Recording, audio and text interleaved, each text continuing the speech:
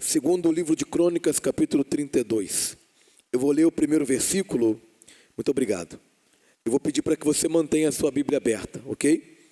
Segundo Crônicas 32. Diz assim: Depois destas coisas e desta fidelidade, veio Senaqueribe, rei da Assíria, e entrou em Judá, e acampou-se contra as cidades fortes, e intentou separá-las para si. Podeis assentar quem está de pé em nome de Jesus. Quando nós lemos esse primeiro versículo aqui, e isso acontece em muitos textos do Antigo Testamento, o primeiro versículo, ele é tipo um cabeçário, ele é o tema do assunto. Tanto que quando você vai olhar o versículo 1 e o 2, e você olha os tempos verbais, dá uma certa confusão. Porque no versículo 1 diz, veio Senaqueribe, não é? Algo já acontecido. E no versículo 2 diz, vendo pois Ezequias que Senaqueribe vinha. Então o versículo 1 dá a ideia de algo que aconteceu. E o versículo 2 dá a ideia de algo que está acontecendo. É porque no primeiro versículo, o autor está dizendo do que ele vai falar. Então ele está dizendo, olha, depois desta fidelidade, veio Senaqueribe, rei da Síria, e aconteceu isso, isso e isso. Do versículo 2 em diante, ele explica como isso aconteceu. Isso também aparece em Gênesis 1, no princípio criou Deus o céu e a terra. Afirma, cabeçário, e depois ele diz como foi essa criação e qual foi o contexto. Mas é interessante que o texto começa dizendo, depois destas coisas. Mas que coisas são essas? Não é possível entender o texto se nós não nos remetermos ao contexto e entendermos que coisas são essas.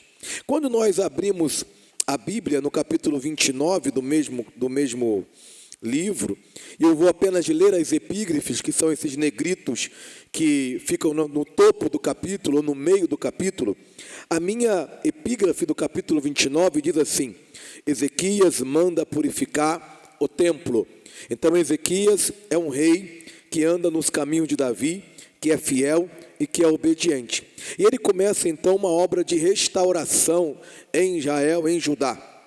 E a primeira coisa que ele faz, diz que ele tinha 25 anos de idade quando ele começa a reinar. O versículo 2 diz que ele fez o que era reto, como fez Davi, seu pai. Davi, seu pai, é seu ascendente, aquele que veio antes, aquele que está seguindo as pisadas.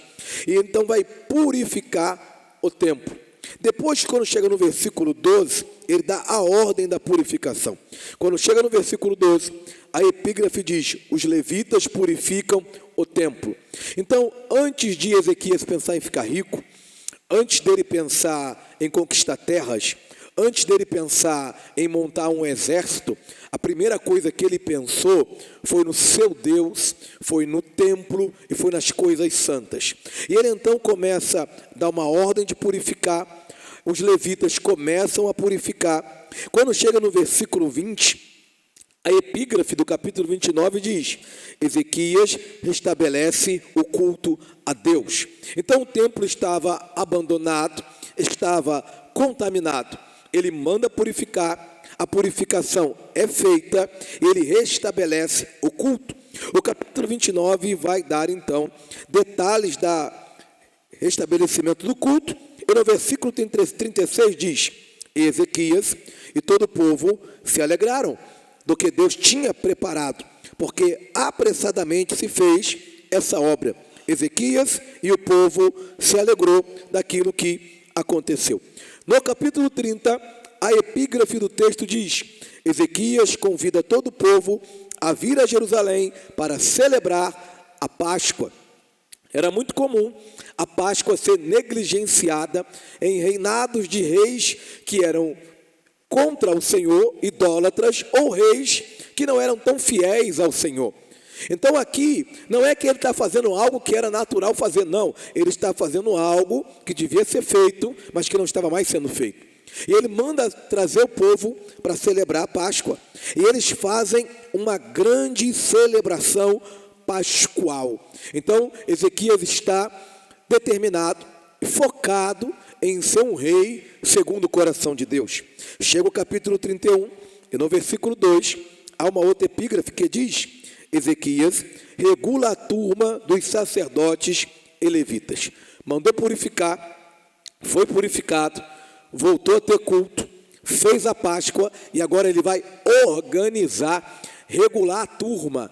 Quem vai estar na portaria, qual é o dia, qual é a hora, qual é a turma de sacerdote, qual é a turma do levita que auxilia o sacerdote, qual é a turma do levita que vai trabalhar no canto. Então ele está organizando a obra de Deus, ele está atuando como um mordomo da obra de Deus. E o capítulo 31 vai dar detalhes de como ele fez isso. Pois bem, então entendemos que coisas são essas que o texto fala.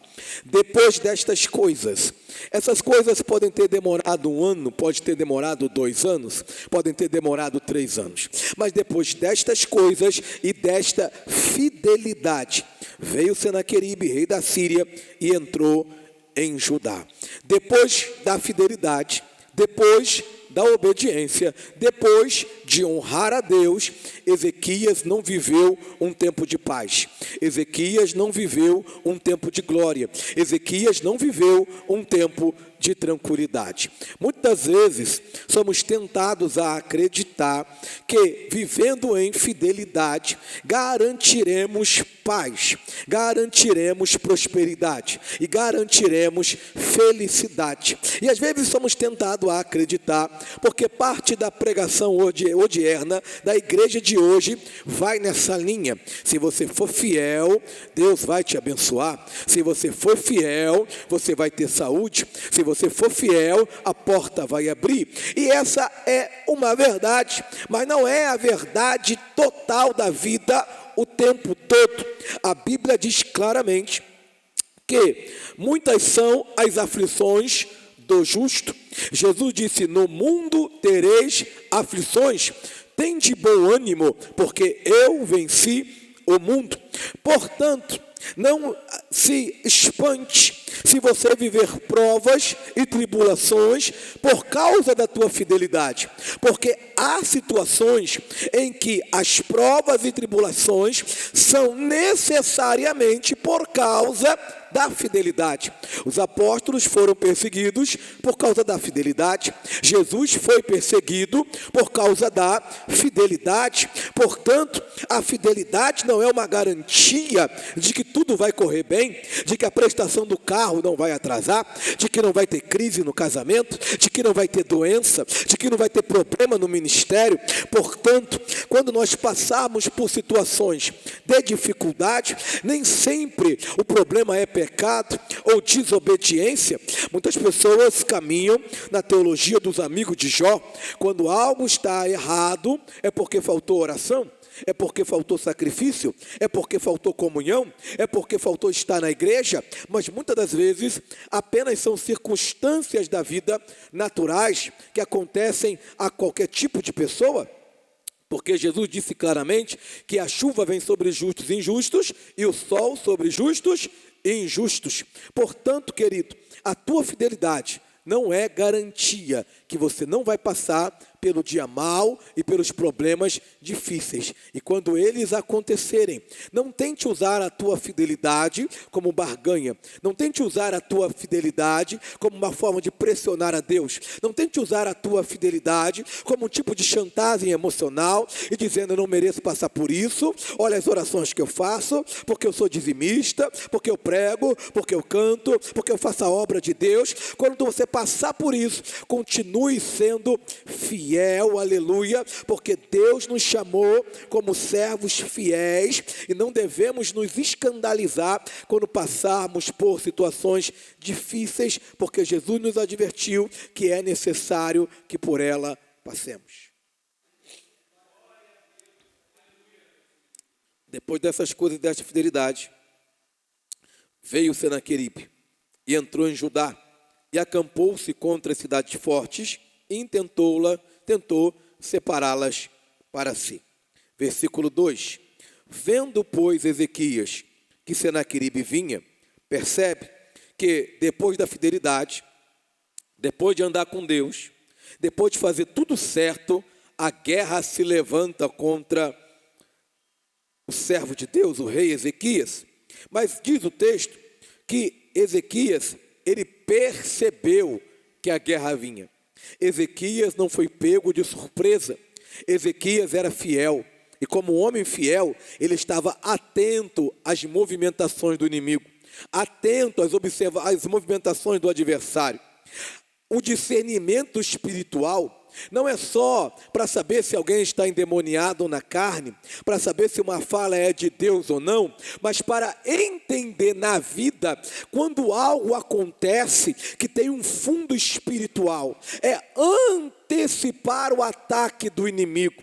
Muitos crentes estão distraídos, eles não estão olhando no radar. O adversário está movendo as tropas, o adversário está montando o cerco, mas o crente está distraído, porque ele não tem tempo para orar, ele não tem tempo para jejuar, ele não tem tempo para estar na igreja, mas ele tem tempo para ficar viralizando e monitorando série 24 horas.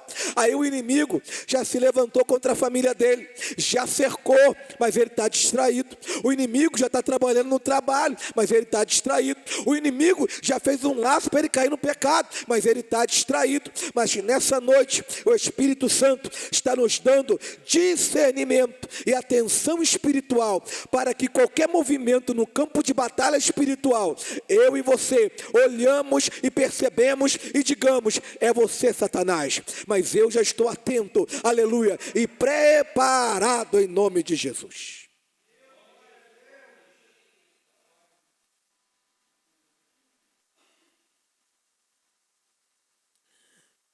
Ezequias estava atento ao que estava acontecendo. Muitas vezes crentes estão desatentos ao que está acontecendo na sua casa, o que está acontecendo com o cônjuge, o que está acontecendo com os filhos, o que está acontecendo consigo mesmo. Mas Ezequias, ele antecipa o que vai acontecer, porque ele está atento aos movimentos espirituais. E muitas vezes Deus nos ajuda a discernir. Há uns meses atrás, deve ter uns 4 meses, eu estava dormindo, e eu não sou o tipo de pessoa que passa orando de madrugada. O meu tipo de oração é oração durante o dia. Eu trabalho em casa, então eu trabalho, oro, eu ando e oro, eu cozinho e oro. Só que em alguns momentos Deus me acorda. Eu acordei de madrugada e eu não tive um sonho, mas eu tive uma sensação clara e nítida que o diabo estava fazendo alguma coisa. Clara e nítida. E eu acordei a minha esposa e disse: me ajude em oração, porque algo está acontecendo no mundo espiritual. E eu orei, repreendi, batalhei e disse: eu vou ficar atento, porque alguma coisa vai acontecer. Não passou 2 dias e uma pessoa muito próxima a nós, ela foi afetada por um ataque espiritual. E isso trouxe para nós uma grande dificuldade. Mas nós já estávamos antecipadamente preparados, mas ainda assim foi difícil lidar com a situação. Mas imagina quando nós estamos distraídos, fora da torre de vigia. Qual é a tarefa do sentinela quando você passa pelos quartéis? Qual é a tarefa do sentinela na guerra? É observar a movimentação do inimigo, porque se você não observar, não dá tempo de reagir. Mas muitas das vezes nós não percebemos. A pessoa chama de presente de Deus aquilo que é um laço de Satanás. Ela chama de porta que Deus abriu aquilo que é um buraco, uma cova que o diabo abriu para ela cair. Mas quando nós estamos atentos, mesmo que ele faça um embrulho de presente, mesmo que ele coloque um laço, aleluia, e diga que foi Deus que mandou, você olha e diz: isso é coisa do inimigo, eu te repreendo em nome de Jesus. Ezequias viu que o rosto era de guerra contra Jerusalém, e quando ele percebeu, homem fiel, andando com Deus, a guerra se levanta. Versículo 3, ele teve conselho com os seus príncipes. É aqui que muita gente tem falhado hoje, dentro da igreja do Senhor. Quer resolver as coisas sozinho. Acha que tem todas as respostas. Acha que a sua experiência é suficiente, ou que a sua espiritualidade é suficiente. É muito comum pastores estarem pastoreando suas ovelhas e de repente um crente desaparece, para de ir para a igreja, passa a faltar culto, e aí você vai na casa dele, saber o que estava acontecendo, e ele começa a contar a vida, e aí você começa a saber coisas que antes ele não havia dito. Mas por que ele se afasta? Por que ele fracassa? Por que ele sucumbe? Porque ele não pede ajuda e não pede conselho.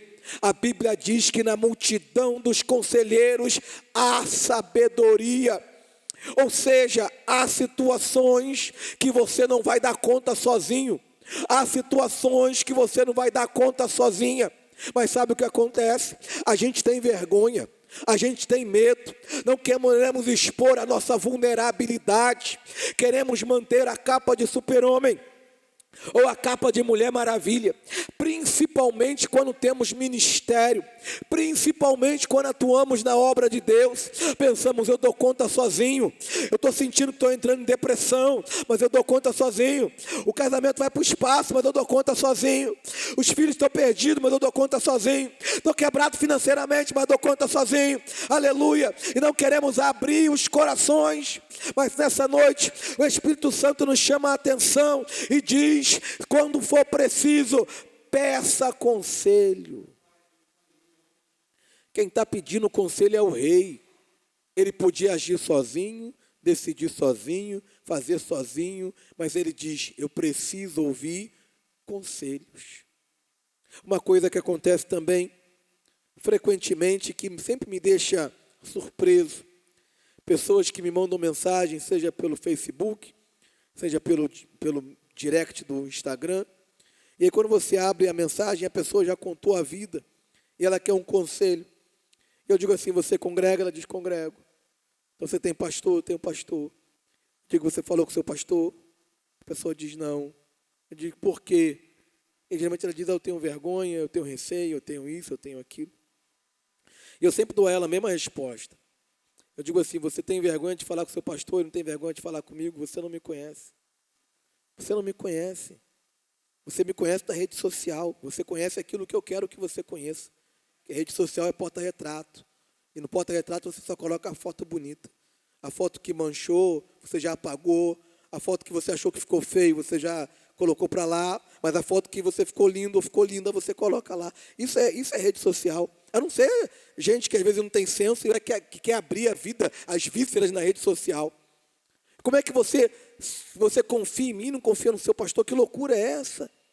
Então, nessa noite, queridos, quando você estiver passando por uma dificuldade e você sentir que o inimigo é forte, poderoso, peça conselho, procure a sua liderança, procure o seu professor, procure o seu pastor, procure uma pessoa mais velha na igreja, procure alguém que você confia e abra o seu coração e dizer: eu não sei o que fazer nessa situação, eu preciso de conselho.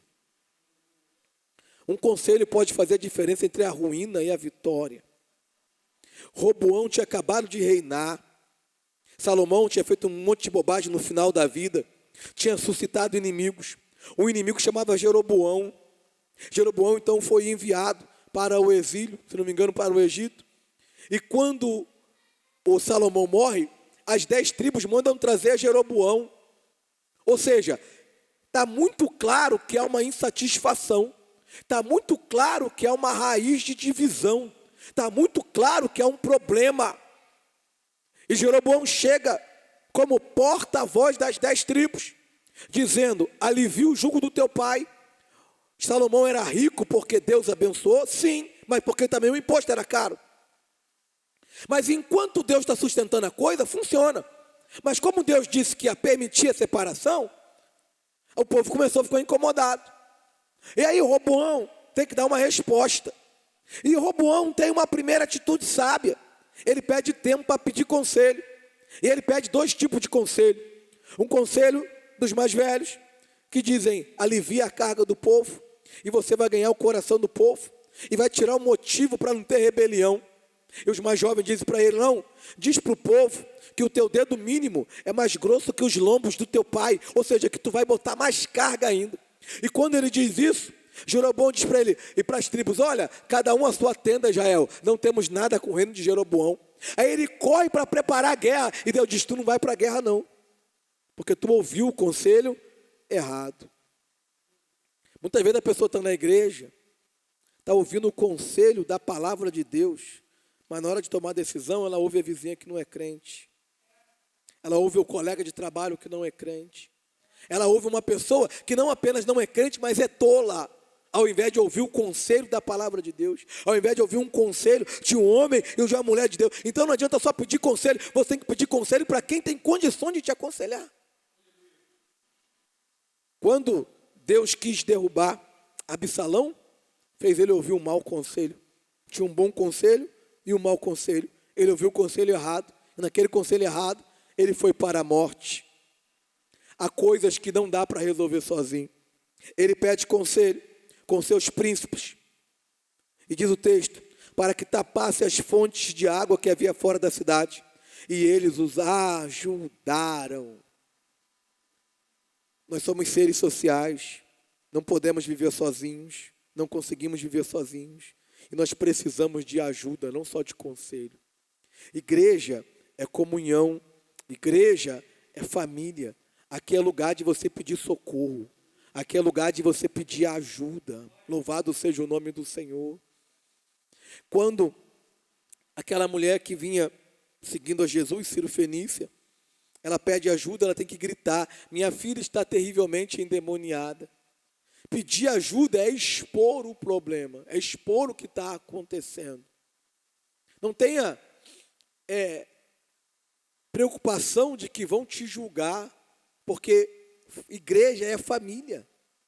Quando alguém adoece, todo mundo adoece, é lugar de ajuda. Davi foi o rei que ele foi, porque ele teve ajuda.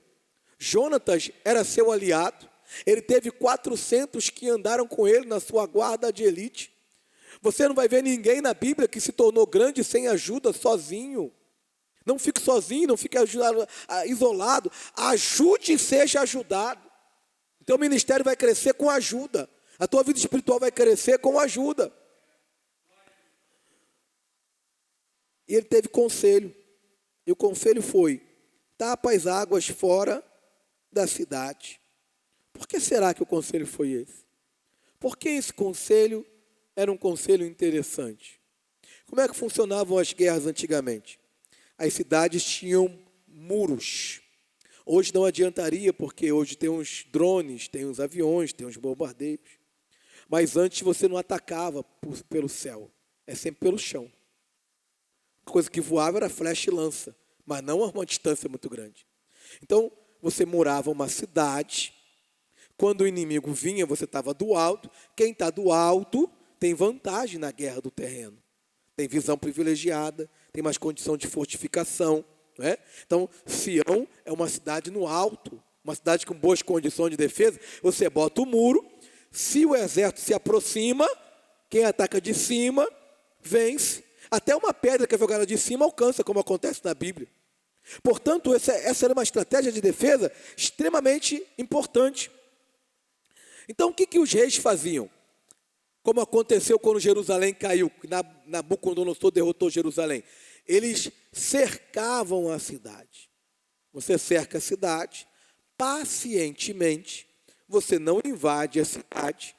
Ora, a cidade não é autossubsistente. Ela precisa do mantimento que vem de fora do campo. Ela precisa dos animais que vêm de fora do campo. Se nada mais entra na cidade, começa a haver escassez, começa a haver fome. Como aconteceu com Nabucodonosor e como aconteceu no ano 70 depois de Cristo, quando Tito invade Jerusalém, a ponto das pessoas comerem seus próprios filhos. No desespero da fome, ou coisas absurdas que aconteceram. Essa era a tática de guerra. Ou seja, quando eles estiverem quase mortos de fome, a gente entra. Só que para você acampar muito tempo fora da cidade, você precisa de comida e água. Porque senão você não consegue acampar. Então eles dizem, tapa as fontes. Por quê? Eles não conheciam o terreno. Se você tapa a fonte, o rio seca. Até eles que não conhecem o terreno, achar onde é a fonte e destapar a fonte, seria ou inviável, ou daria um bom ganho de tempo, até para que eles conseguissem colocar mantimento dentro da cidade. Então, qual que é a ideia? Tapa a fonte, para que eles não possam manter o cerco durante muito tempo. E o que isso fala para a minha vida e para a sua vida?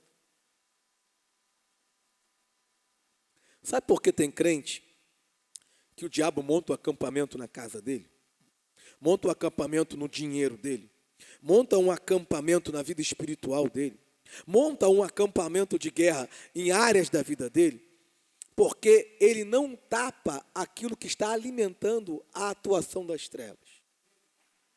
Porque muitas das vezes o diabo, ele permanece e ele batalha e ele vence crentes em determinadas áreas, porque o crente não fecha a fonte que alimenta Satanás. Exemplo, às vezes o diabo se alimenta de um ciúme doentio. Às vezes o diabo se alimenta de uma compulsão para gastar. Às vezes o diabo se alimenta de uma concupiscência. Às vezes o diabo se alimenta de uma acomodação, de uma negligência, de um trauma, de um ressentimento, de uma mágoa. Mas quando eu olho e digo, Satanás, é dessa fonte que você está bebendo. Deus, tira essa mágoa do meu coração, tira esse trauma da minha vida, tira esse ressentimento. Na mesma hora, ele levanta acampamento e vai embora, porque não há mais recurso para ele permanecer. Às vezes o diabo aproveita de uma baixa autoestima, de uma comparação, de um pecado, e ele fica ali te cercando. Você não morre, mas também não pode sair da cidade. Você não morre, mas também não vive uma vida de felicidade. E ele diz, fecha as águas. E eles vão lá e tapam as fontes da água. Nessa noite o Espírito Santo diz para mim e para você, procure o que na sua vida pode estar alimentando aquilo que te destrói. Você já conheceu pessoas e lidou com pessoas que você tentou ajudar? E você tentava ajudar, mas ela alimentava a fonte daquilo que a destruía. Você quer tirar ela do álcool, mas ela não sai do ambiente do álcool. Se ela não sai da ambiência do álcool, é muito mais difícil ela sair do álcool. Então, quando ela vai no ambiente que tem, ela está o quê? Alimentando aquilo. Ela está alimentando aquela fonte. E assim muito povo se ajuntou e tapou as fontes, como também um ribeiro, dizendo, por que viriam os reis da Síria e achariam tantas águas? E ele se fortificou, versículo 5. Me dê mais alguns minutos, eu vou caminhar para o final. E ele se fortificou, e edificou todo o muro quebrado até as torres. Ele se fortificou e edificou, construiu o muro quebrado até as torres. Mas é preciso fazer uma pergunta. Por que o muro estava quebrado? Por que precisou Senaqueribe vir para consertar o muro? Se uma pessoa espera o diabo, o ladrão entrar para depois consertar o muro, ela está sendo tola. O que eu quero dizer nessa noite pelo Espírito Santo? Você não precisa esperar o diabo se levantar para você levantar o muro. Você não precisa esperar a crise chegar para você levantar o muro. O que a gente tem que fazer? Quando eu estou em oração, eu já estou deixando meu muro alto, dizendo, se o diabo tentar entrar, o muro está alto. Quando eu estou em jejum, quando eu estou no culto, quando eu estou lendo a palavra, eu estou fortificando meu muro espiritual, fortificando meu muro emocional, fortificando a minha resiliência, adestrando as minhas mãos para a batalha. Mas não, tem muito crente que ele vai construir o muro depois que o diabo está quase entrando, ou já entrou. Eu não preciso esperar ter uma crise no casamento para cuidar do meu casamento. Eu não preciso esperar o meu filho ter um problema com drogas para começar a falar com ele sobre isso. Eu não preciso esperar ter uma crise no meu trabalho para entender que eu preciso me reciclar, preciso estudar mais, preciso fazer um curso para me ser promovido. Não preciso esperar isso. Eu não preciso esperar uma situação piorar para entender que eu preciso me fortalecer. Não espere a crise para levantar teu muro. Porque muitas vezes o diabo vem porque o muro está baixo. Existem certas situações, a gente vive uma sociedade violenta, que é aquela violência de ocasião. É aquela violência que ela é potencializada, facilitada, melhor dizendo, pela distração. O camarada está passando, ele é bandido. Mas você está tão distraído com o telefone que ele diz, está tão fácil. Está tão fácil. Então, se o diabo perceber, ele já vendo que está difícil, ele já entra. Se ele perceber que está fácil, que eu estou debilitado, que eu estou fraco espiritualmente, que eu não estou vigiando, que eu não vivo uma vida com Deus, é lógico que ele vai vir. E é lógico que ele vai atacar. E é lógico que eu vou ter dificuldade. Levanta teu muro. Procura brecha. Tem buraco. Está quebrado. Porque é normal, gente. O muro precisa de reparo. O muro precisa de manutenção. Ninguém levanta o muro e ele fica ali 100 anos sem mexer. Vai cair.